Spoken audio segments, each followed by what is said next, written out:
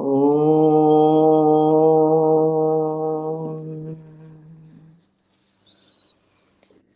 Om.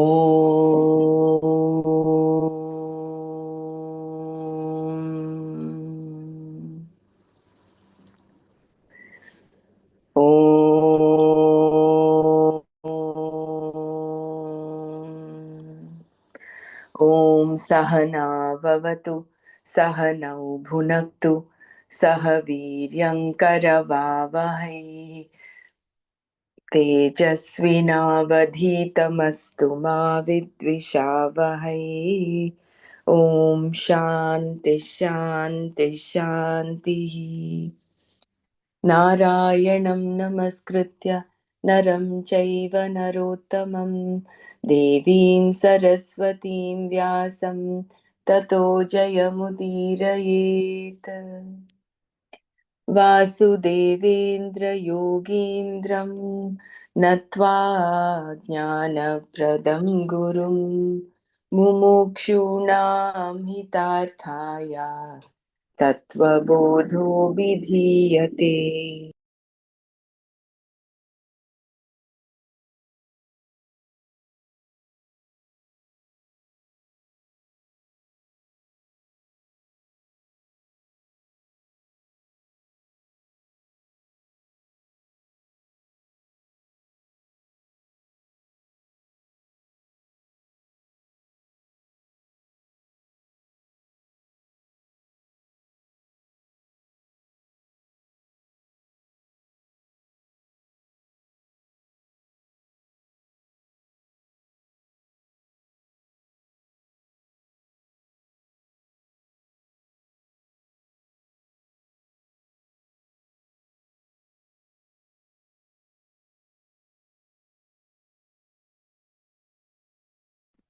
Jai Gurudev, and happy Vinayak Chaturthi to everyone. So we'll take this forward from where we left yesterday.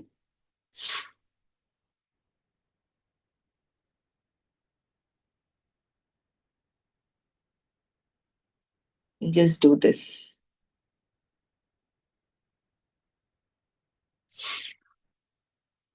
Look at the Agami Karma.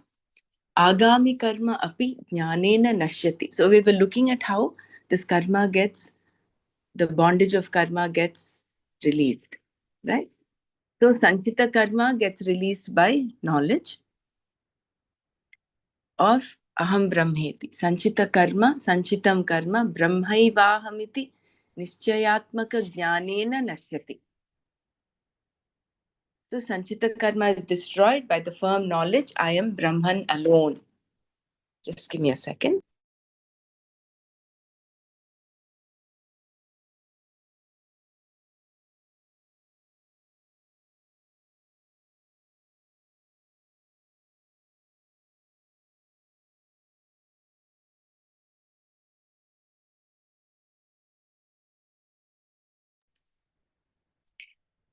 So just like how a man who commits several crimes, once he dies, all the criminal cases are closed, the entire file is closed. Similarly, when the jiva as long as the jiva identifies with the finite body, owns all its actions and collects them to be enjoyed in the present and future births. This feeling of finitude is born from ignorance of one's true nature. Whereas on gaining the knowledge, I am the infinite consciousness, this false notion that I am the finite, changing, suffering entity is destroyed. There remains no individuality that owns actions or identifies with the body to enjoy or suffer them. Therefore, the entire capital of actions becomes null and void. It cannot give results. It is compared to roasted seeds. So once roasted, they can no longer sprout. The gross body of the ignorant and that of the wise at death disintegrate to merge with the five gross elements here itself. The subtle body of the ignorant man, propelled by the causal body or the force of previous actions, leaves the gross body to take up a new body according to results of action that have fructified. The subtle body of the wise man merges with its 5 subtle constituents, as there is no propelling force to give it direction or hold it together.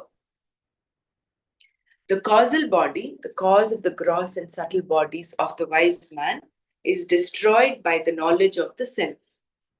There is no more birth for him. Space appears conditioned by a pot. Once the pot breaks, the pot space merges with the total space. There is no actual merging. Space was always one and all pervading, even when the pot existed.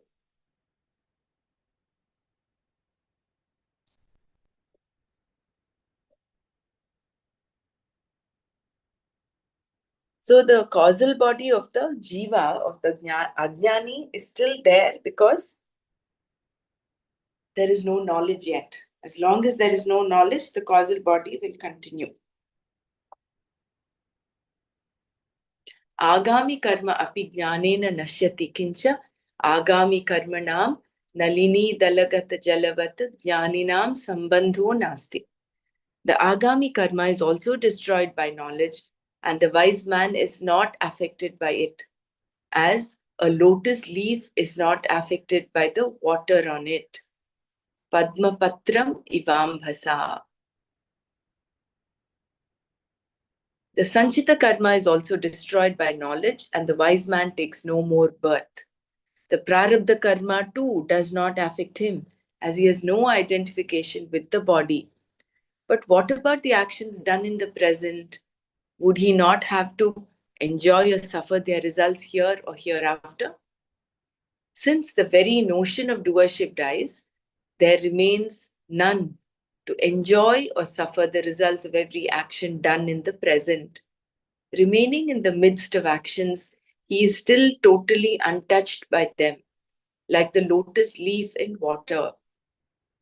The lotus leaf is born in water, remains in water, and dies there, yet it never gets wet. Once Sri Buddha was abused as he was asking for alms. The disciple got angry and said, "Shall I give him a piece of my mind?" Sri Buddha said, "If you have taken anything, you have to return it. Since I have not taken anything, I do not feel the need to give anything back too. But actions must have results. If they do not go to the wise man, who gets them?" It is explained thus. Kincha e jnaninam stuvanti bhajanti archayanti tan prati jnani kritam agami punyam gacchati. E jnaninam nindanti dvishanti dukkha pradanam kurvanti tan prati jnani kritam sarvamagami kriyamanam yad vachyam karma papatmakam tad gacchati. Suhridaha punya krityam duhridaha papa krityam grinanti. Further, to those who praise, serve, and worship the wise man, go the results of the actions done by the wise man. To those who criticize, hate, or cause pain to the wise man, go the results of all unpraiseworthy and sinful actions done by the wise man. Friends take the meritorious results and enemies the demeritorious results. Every action has two sides. If its good effects by far override the bad, we call it a good action. The doctor operates on the patient and causes him pain and the relations tension, yet it is a good action. When the good effects by far override the bad, so predominantly good effects, that is a meritorious action. Whereas when the bad effects dominate, it is a bad action. The wise man's actions always spring from good intentions, but they may have bad effects also. Since the wise man is not the enjoyer or sufferer of the good or bad results, whom did they go to? It is said that the good results go to those who love him and the bad to those who hate him. The wise man himself has no likes and dislikes, friends and enemies. He sees all as himself. Therefore, He does not will that the results go to any particular person. The actions done by him are the will of the Lord or the demand of the totality. The results are therefore distributed according to his will or the will of the totality. The mind of one who loves and worships the wise man is purified and therefore attracts the results of good actions. The mind of one who criticizes and hates is negative and therefore attracts the results of bad actions. One who has value for knowledge and ideals, whose mind is pure and subtle, recognizes the greatness of the wise man. They revere and serve him not for getting merits, but for the supreme knowledge, or out of gratitude for having received it, or out of gratitude for the transformation in their lives.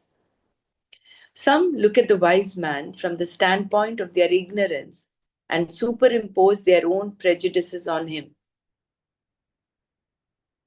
Some go to him with expectations, and if they are not fulfilled, criticize them. Some with evil minds hate anyone who is good and even try to harm them. The wise man, however, is equal towards both, the one who loves him and the one who hates him. If not, if one is not able to see greatness in the wise man and is not able to worship him, one must at least stay away from him and not criticize him or create dislike and hate for him. Or else one only brings about one's own downfall through that. The examples of Ravana, Kamsa, etc. are well known in Hindu mythology.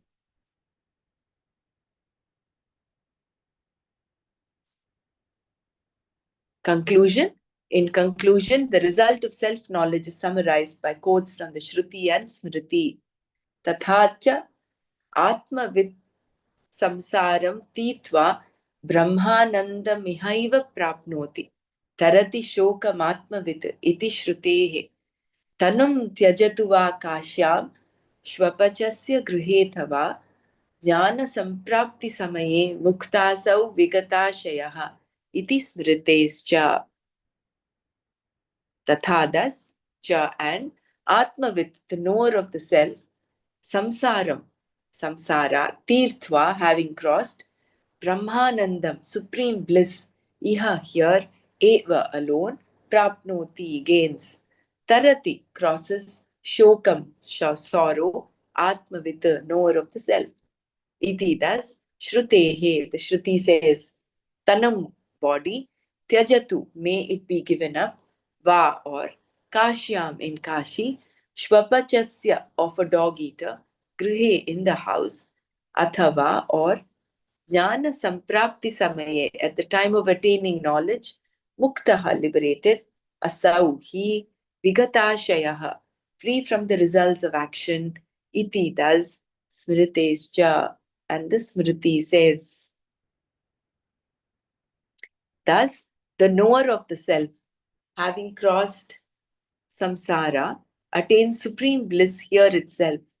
The Shruti affirms, the knower of the self goes beyond all sorrow.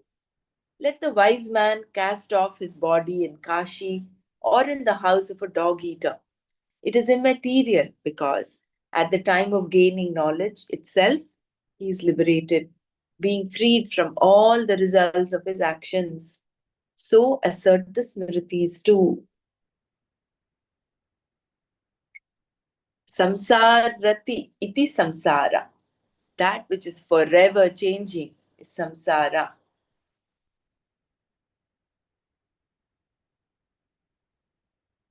That which has only Can you samsara. read this that paragraph again?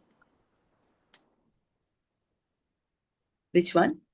That body, wherever it is dropped. Ah. Means, So thus the knower of the self, having crossed samsara, attains supreme bliss here itself.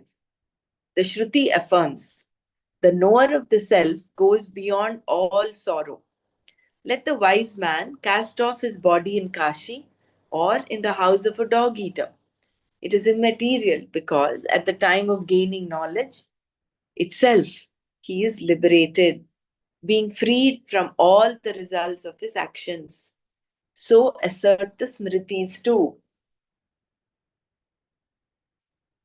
This is immediate knowledge, no? This um, Yeah. aparoksha jnana, Hmm. immediate knowledge. It Means is not nothing, direct or indirect. nothing make difference at that time. Means Yeah, once knowledge is, hmm, yeah, is it free. is. Hmm. That moment he is freed.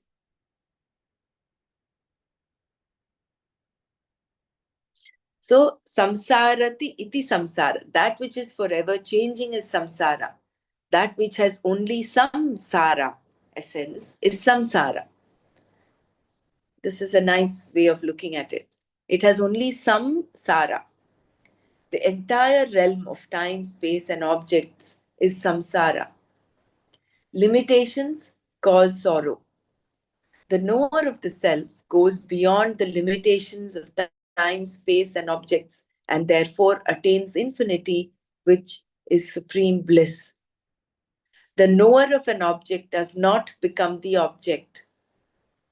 The one who knows a tree does not become a tree, but the knower of the self, truth, becomes the truth itself. Brahmavid Brahmaiva Bhavati. In reality, there is no becoming. He only comes to realize that he was always of the nature of supreme bliss, even while he was ignorant of it. In the Chandogya Upanishad, sage Narada approaches the Sanat Kumaras and seeks that knowledge by which one can cross over all sorrow. When asked to list what he already knew, he enumerates all that he has mastered, including all the sciences, arts, social sciences, politics, etc.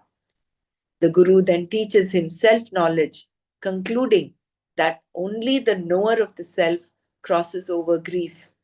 Tarati Shokam Atmavit.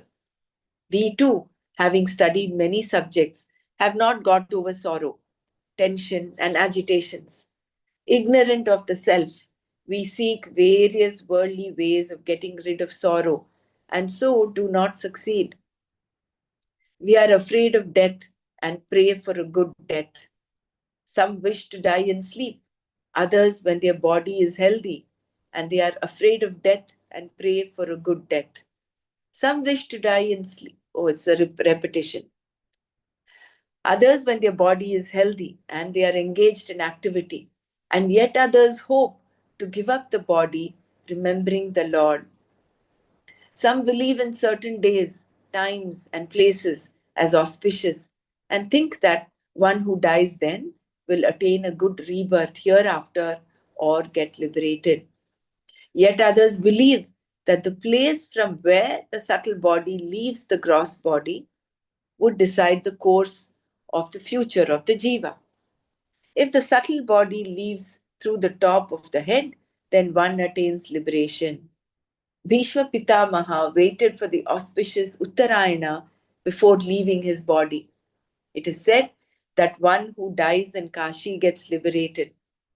Kashi is on the banks of the holy river Ganga, where Lord Vishwanatha Shiva resides. Just before a person dies, the Lord himself is believed to give him the Taraka mantra, chanting which the person leaves his body and gets liberated. One with faith would naturally live a pious life and spend his days in Kashi in the remembrance of the Lord and therefore at his death get liberated. One's mind gets affected by the environment in which one lives. As far as the wise man is concerned, he is already liberated at the time of death. Therefore, it is immaterial under what circumstances or conditions of the body, the time or the place he leaves the mortal body. He may do so even in a dog eater's house. A dog is the best friend of man. He serves his master with faith. One who eats a dog is therefore said to be the worst of men. Or He may pass away while in coma or while in meditation.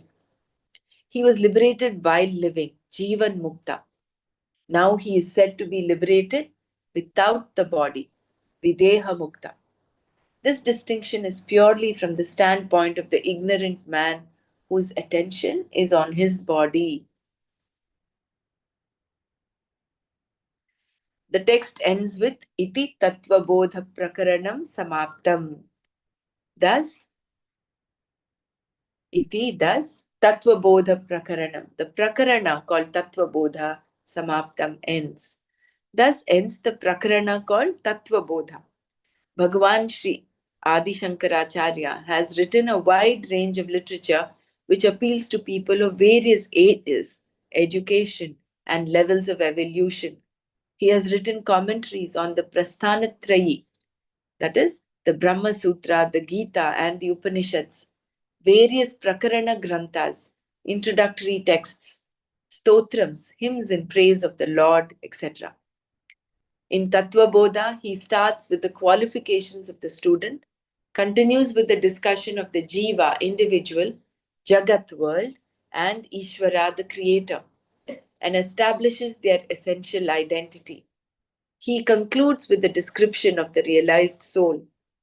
The entire subject matter of Vedanta is covered in this simple text. Even though it is a Prakarana Grantha meant for the beginner, if a sincere seeker reflects and meditates on its words, he would get established in his own self. It also helps the study of other Vedantic texts. May all be benefited by it. That's the end. Samaptam. So let's do some manana on this and let me know if anyone needs any repetition.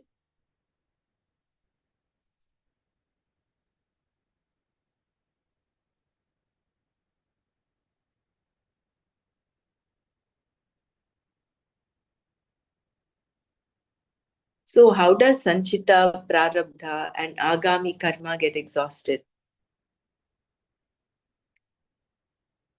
Sanchita Karma gets exhausted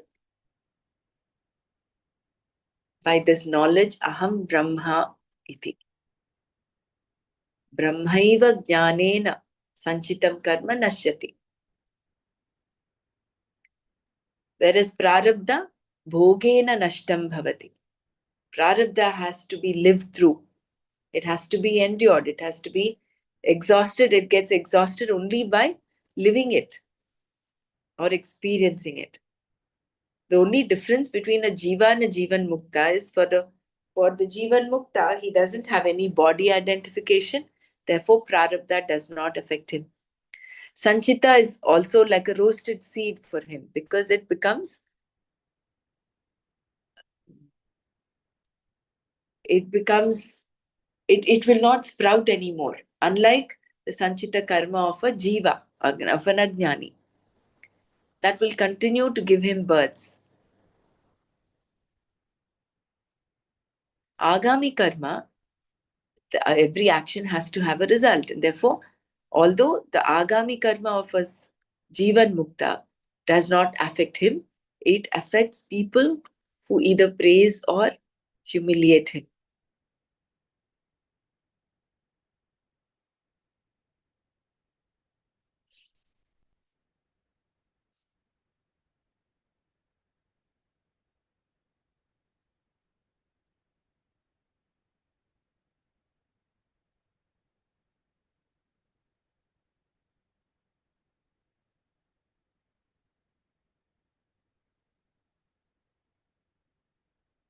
And then when the knower of an object does not become the object. Which karma can be lessened by the guru? Or is there, like, we have to go through the karmas otherwise?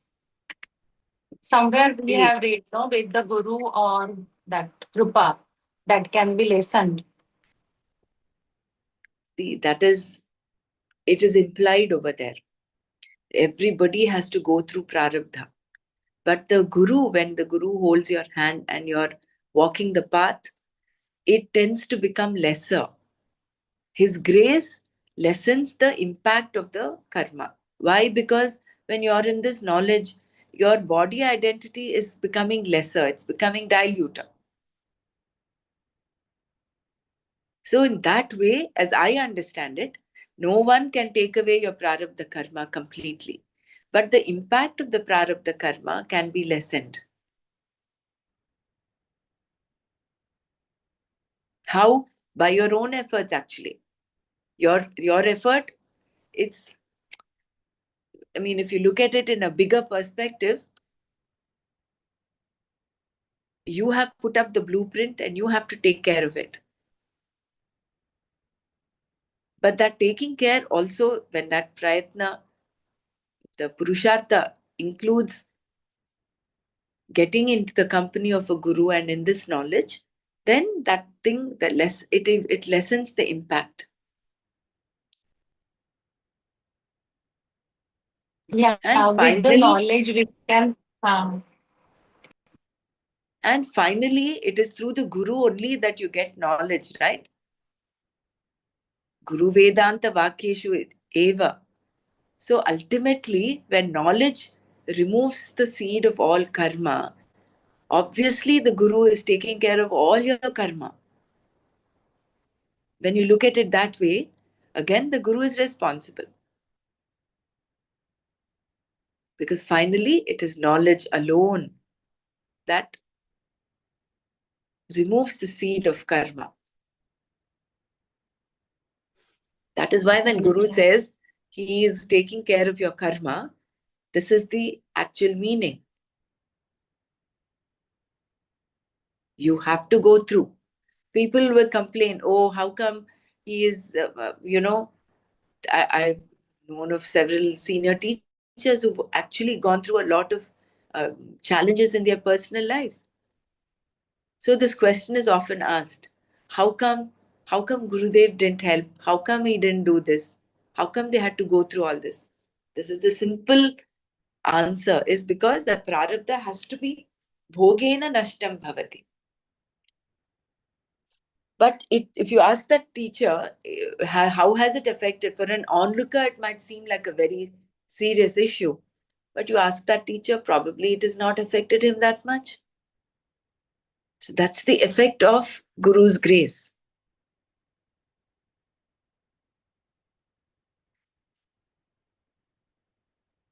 Isn't it?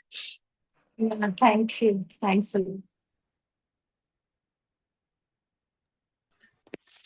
Also, the example of that Narada in the Chandogya Upanishad, they have written, no, that he approaches Sant Kumaras to seek knowledge, to cross that sorrow.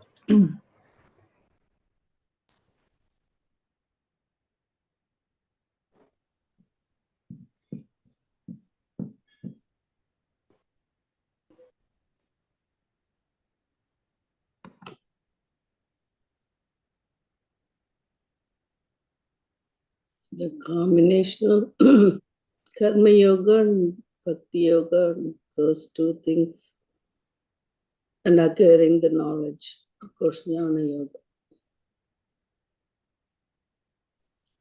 Jai Gurudev. How come jnanis, including Krishna, come with the prarabdha, uh, where they have to bear some kind of pain as well? Because we have heard that, I mean, we have listened to that, they come with the only with the prayers. When we pray, they come with our punyas. They come. Then how come they have this prarabdha where they have to go through pain also? So many gyanis we listen to. Yesterday, I think somebody asked this question, right? That time I said, okay, they come with the prarabdha, but uh, when they are gyanis, their sanchita also is like a roasted seed, right? So, what prarabdha they bring in, which they have to go through pain? No, they don't have no, these are Jivan Muktas. They attained liberation while living, like Ramana Maharshi and Ramakrishna Paramahamsa and all of them. So they have realized in this life, In this we life. suppose, correct. Yeah. But what about Krishna and all? Krishna he's not born with prarabdha. He's born by the sum total of the intentions of good people. Yeah. What about the pain he The goes through avatar, in his life? He didn't go through any pain. What pain did he actually go through? Those situations were created. They were actually, if you look at it in the perspective of the karma of the other person, Putana and all of them, Kamsa, their karma was directing probably the situations.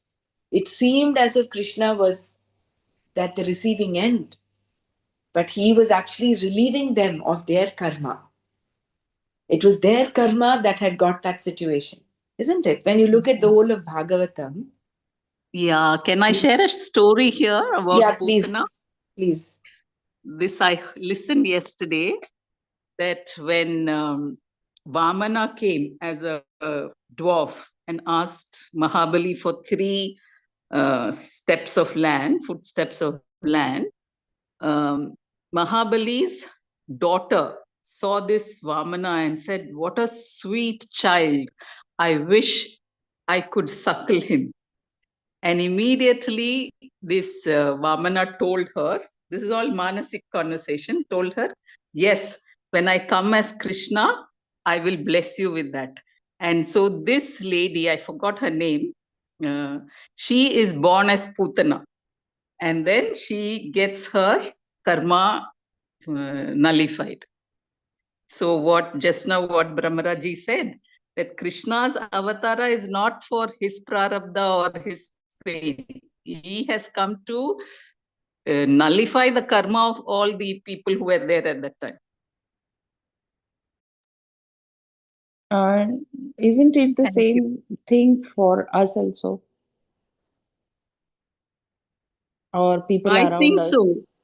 I think so that, or I would believe so that since we are with Gurudev, he has come to take away our karma. So Yeah, and whatever bad that's how I feel. experiences, whatever bad experiences we have, well, that is to get rid of our bad karma also, right? Yeah.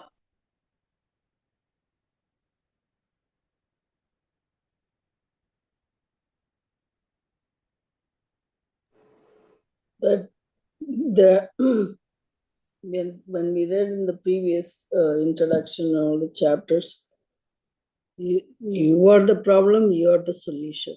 So it's again it going back to whatever we did, we have whatever sown, whatever had to be removed or harvested, right? So that's become a responsibility in a way, that going back. So of course, this Guru's grace or God's grace, all of them lessen or gives us the strength to face our problems and get over it. Like you said, the bad experiences, to probably take away some of the karmas. That bad meaning like falling ill or in pain, suffering, all that kind of the issues that we go through. So that's what that punya and papa, but we read, right? Like, the good deeds go into punya and the bad deeds action goes into this papa. And again, this based on, I was going to tell you something and it disappeared in my head.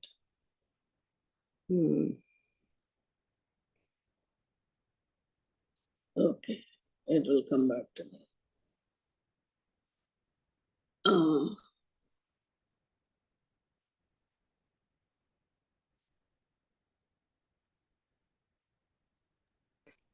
But About the, it, about, the karma that we don't accumulate it, if you do all the actions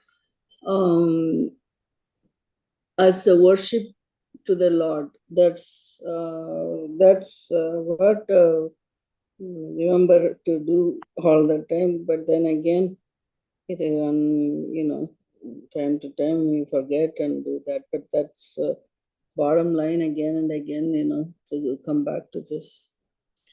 Oh, Dr. Brahmana, I want to bring up one thing as I was looking up this Tattva, the book, the other book what Dr. Savita is talking about.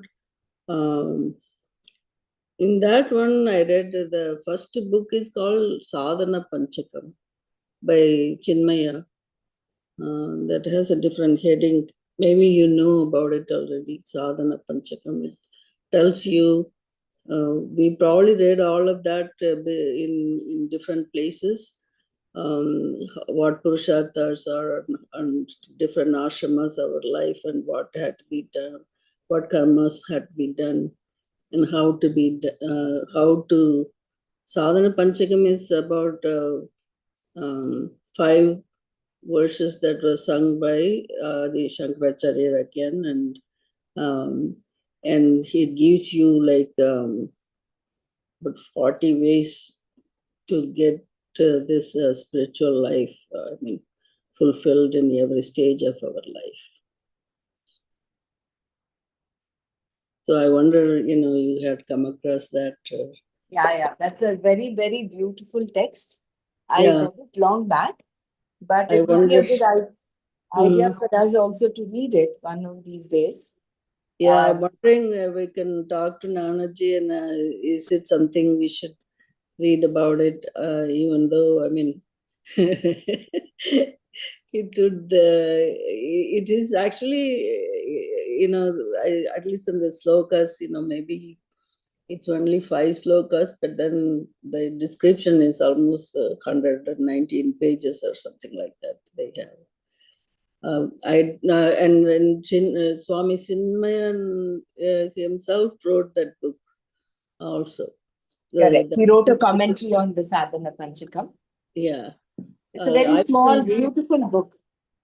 Yeah, that would be nice if we could read one time. It is the duties of a householder, basically. Sadhana Panchakam. Focusing more on the how a householder has to live his life. Right. The 5 aspects, Swadhyaya and serving.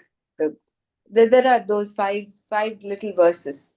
Yeah. I don't remember all of that, but it's a direction to. Jai Gurudev. Now that you mentioned the thought got interrupted when I was telling about Punya and Papa. There's one of the things, again and again, we separate ourselves, our mind, body, everything. Each action, actually combination of this the thought and the vakya, and then the action all had to coincide. Is that one word for that arjavam, or is that something we read?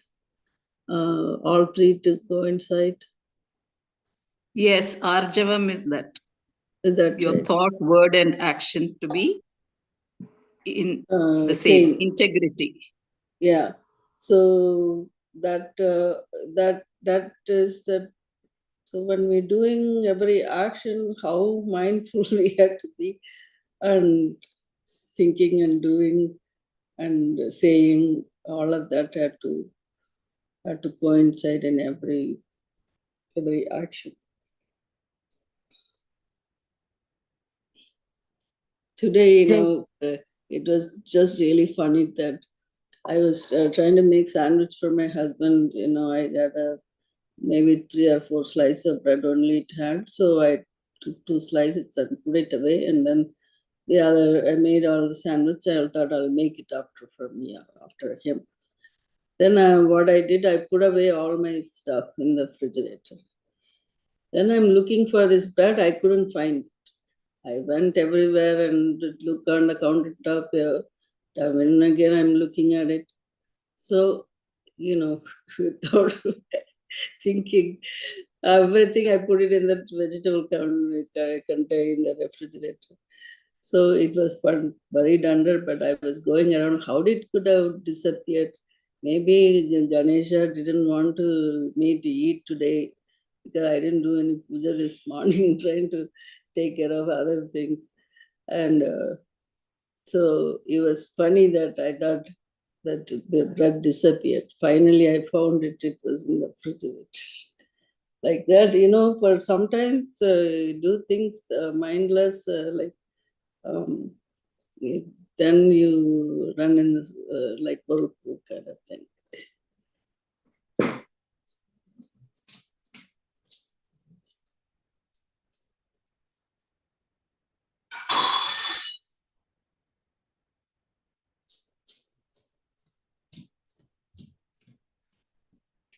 You guys were going to say something. So from tomorrow, should we go back to Bhagavad Gita now that we have completed Tattva Bodh? Yeah. Have finished the revision so far. So we'll go back to chapter 2. I think we left at verse 16 or 17. Continue from there. And the sadhana panchakam, let me see. Maybe we can, after we finish the second chapter, we can come to the sadhana panchakam. That'd be nice. And also that for the Tattva Bodh, maybe I don't know, once a week we should quiz ourselves. Correct. Or we should, until we get this by memory, Correct. I only got half of it, maybe that.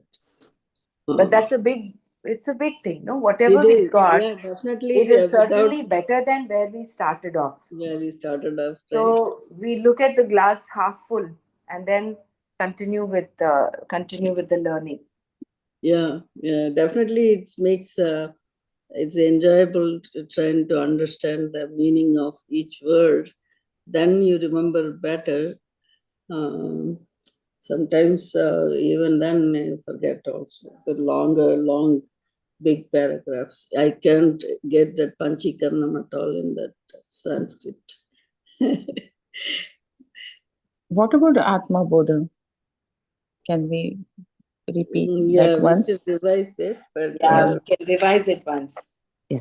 What we can do is maybe we'll finish chapter 2. In fact, I'm thinking, let me see if I can lay my hands on a Sadhana Panchakam PDF online. If we're able to do that, we could do the Sadhana Panchakam, then go back to chapter 2.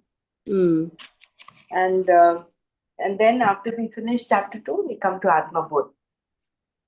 Yeah, it'd be nice if we can get that by Swami Chinmaya. Yeah, let me check that out. That'd be great. Thank you so much.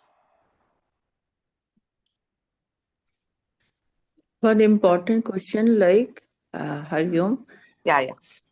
Yeah, the main, like the truth, rather, we can say that we are afraid of death and we pray for a good death.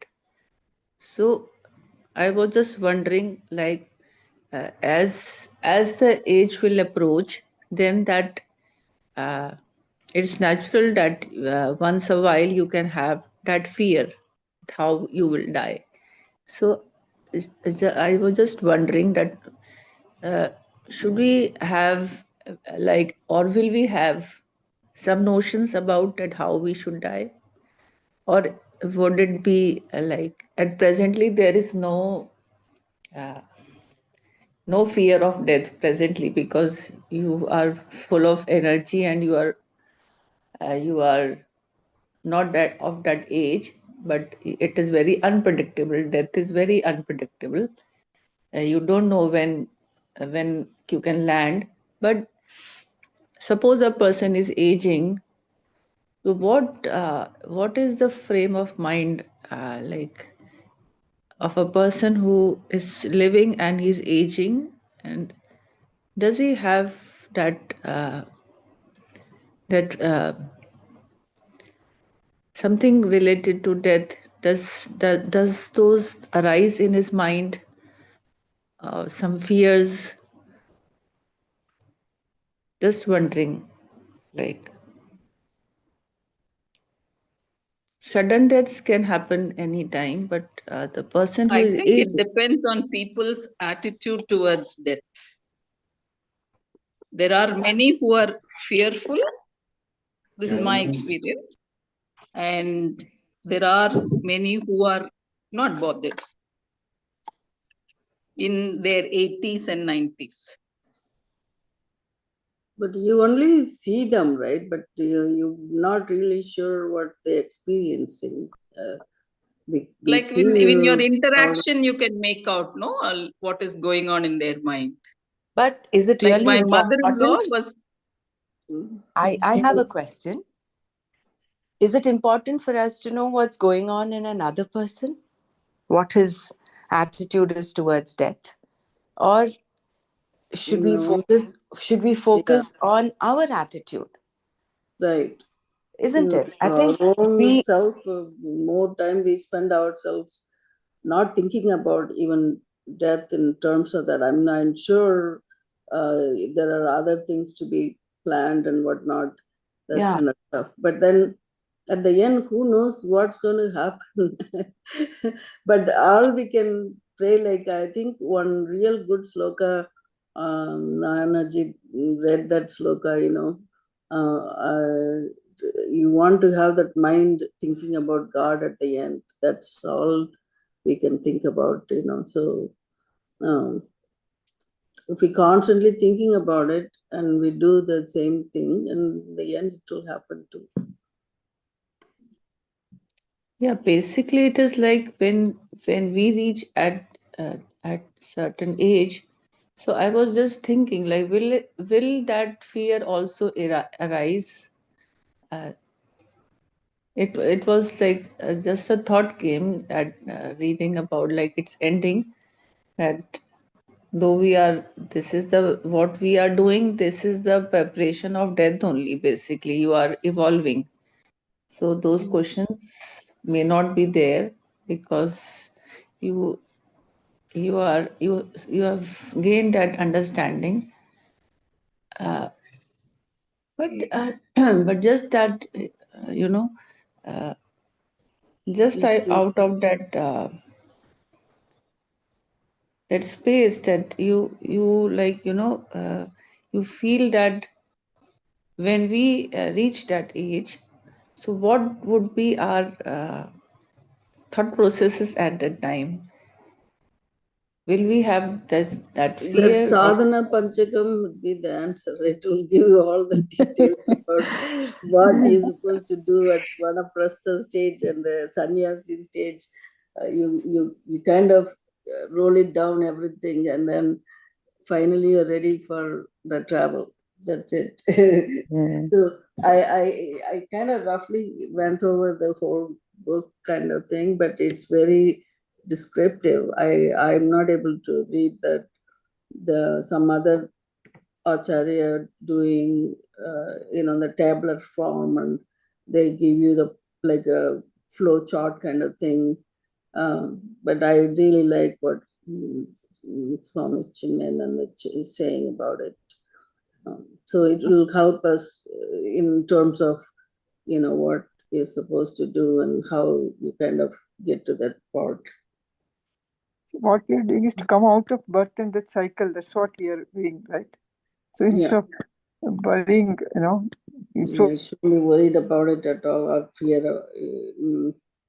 I mean, I'm sure there are a lot of things comes to your mind, but anyway, go ahead, Malataji. I think it depends on how much you have gained the knowledge about yourself, and how person is contented, how much is contented. I think the only fear remains because people whom I have seen, they really didn't want to live anymore, but they were fearing the dependency or the pain they will cause others also. I have seen those people in my life. That was the only fear or the concern I felt. Otherwise, they were ready to face the death, or they really wanted to end their. They were praying for the end of their life. Such people also I have seen. And I think it really matters how knowledgeable that person is and how content that person is, and he knows what life is. So it all depends on that, I feel.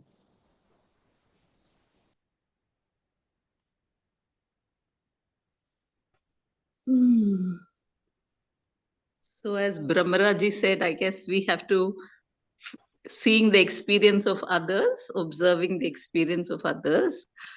We have to decide how we could be in that state and cultivate that habit right from now.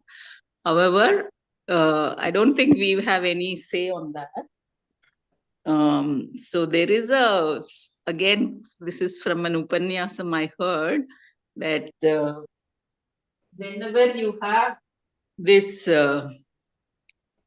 this connection with God, at that time you tell the divine that I don't know what my how my state of mind will be at the time of death. So for that day, I am praying to you now that you take care of me, you remember me when I have to leave the body. And I believe God listens. And what even shloka if is we that? forget, even if we forget, God will remember. That's what Bhagavad Gita, no? Antakale pranam eva smaran muktva kalivaram. Is that the shloka? And even Maharaji was saying some shloka, and she mentioned about Nanaji, that shloka. Does anyone remember?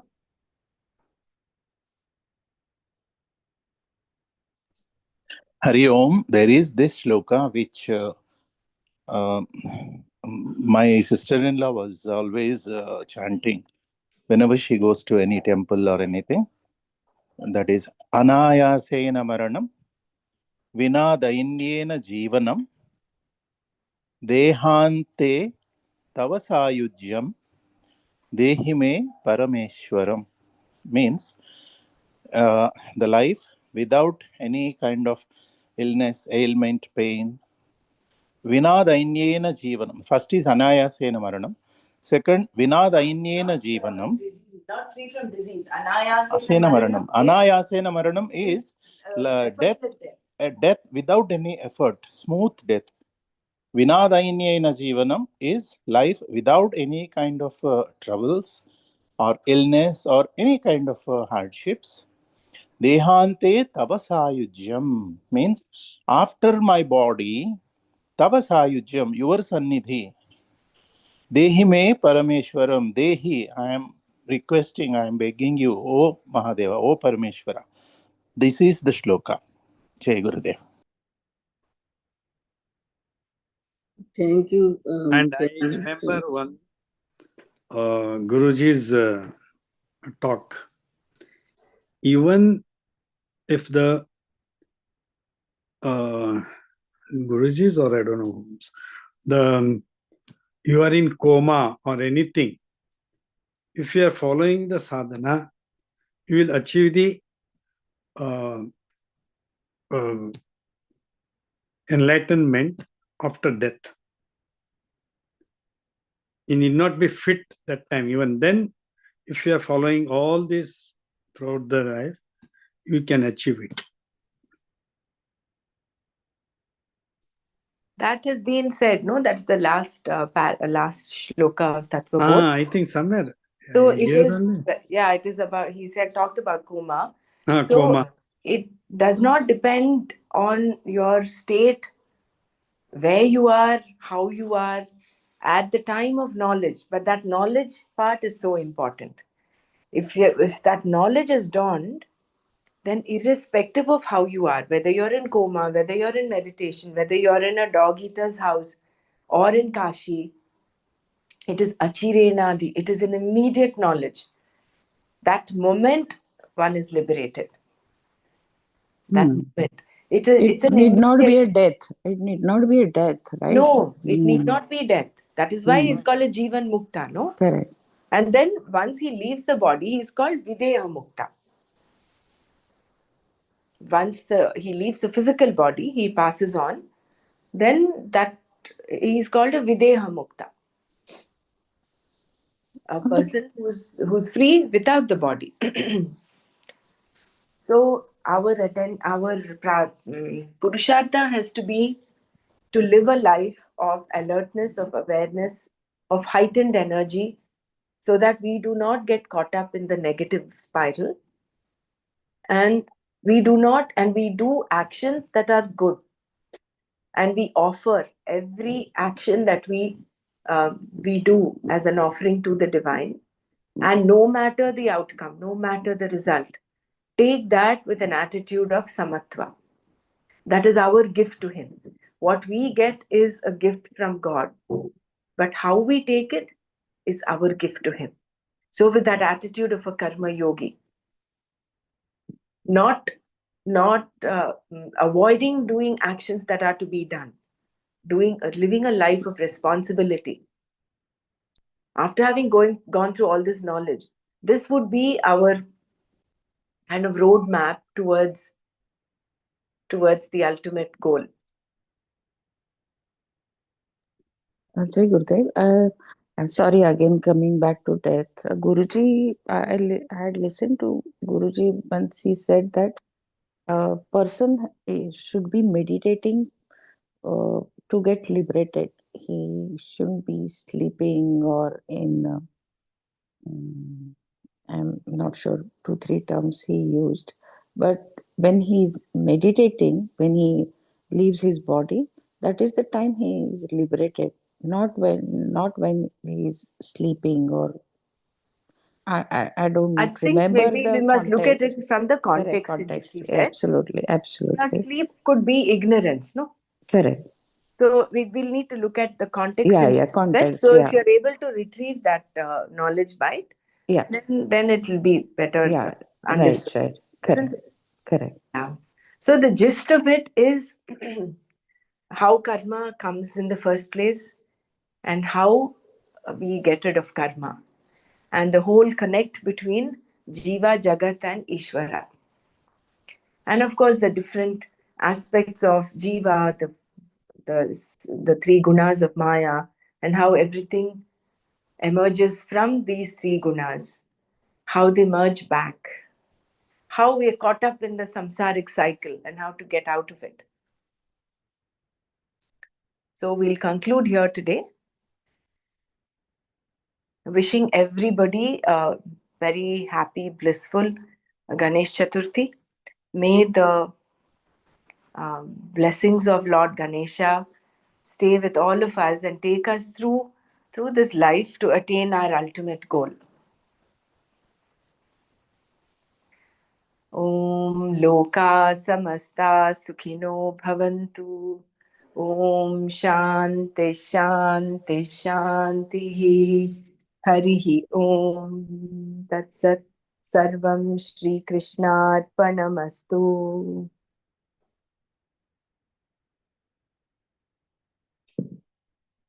Happy Ganesh Chaturthi to all of us.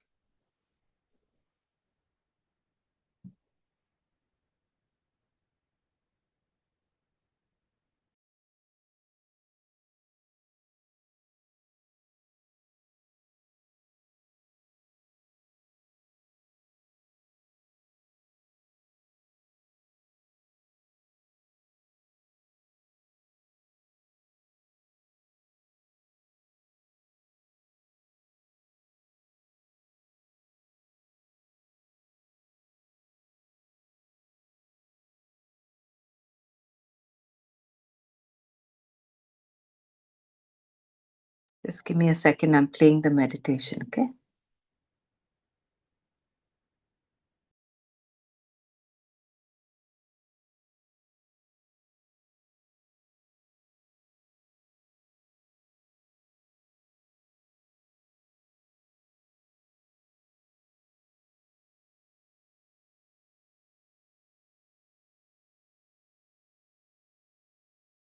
Meditation is accepting this moment, living every moment totally with depth. Let us keep our spine erect and body relaxed and eyes closed. Relax your shoulders. Keep a big smile on your face.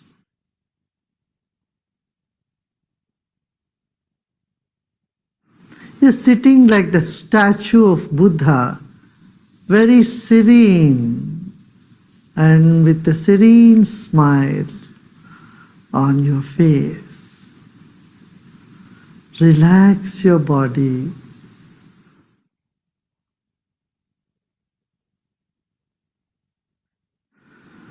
Let's take a deep breath in and breathe out. Become aware of your chest region, throat and chest region. If you notice some tension in the body, just let it be. Except those parts of the body where you feel a tension, the other parts are in comfort. Other parts are at peace. Become aware of that also.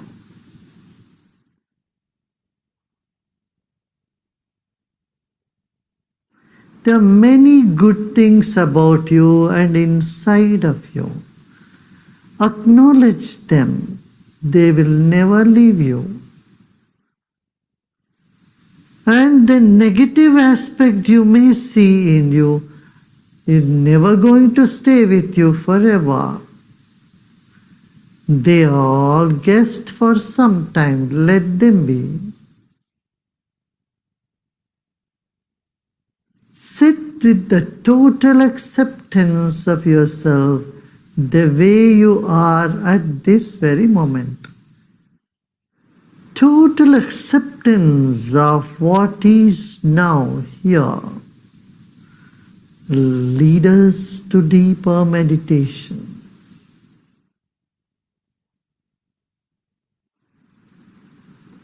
Let go of all the efforts.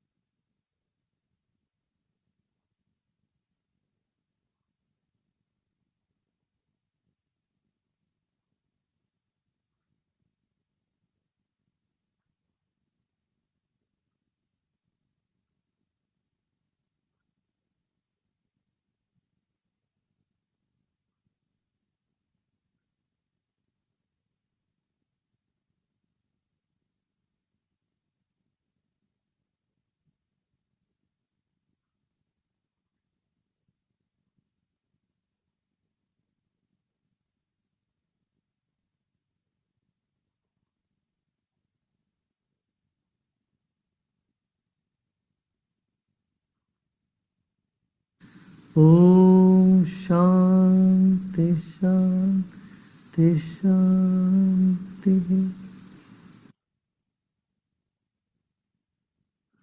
Let go of all your effort and be in this emptiness.